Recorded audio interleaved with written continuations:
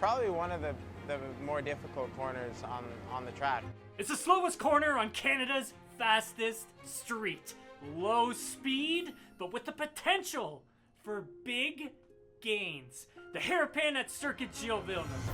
Our focus in this edition of Touring Tracks Canada.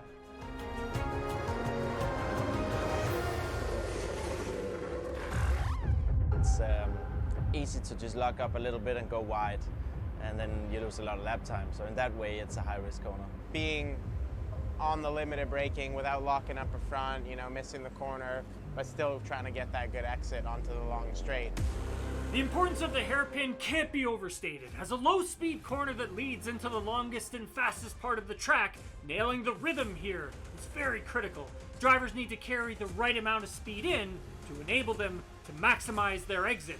But one of the fascinating aspects of the hairpin is that there's more than one way to attack it. Guys like to kind of go for a later apex and, you know, U the corner a bit more. Other guys like to V it a bit more.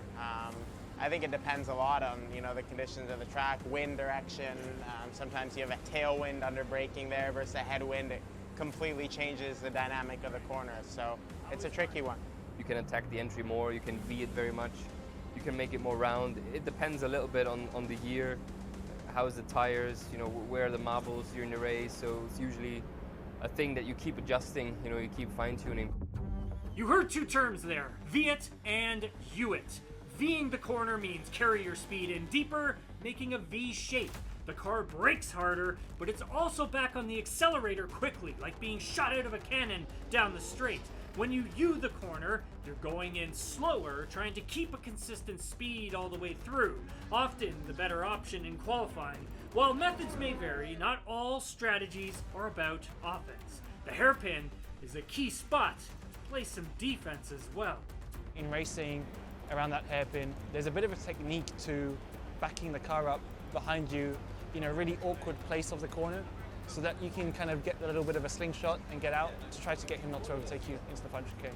If you're the car behind, it's sometimes quite good to show your nose into that corner, try to keep them from not getting the cut back on you, and they're almost forced to stay out wide.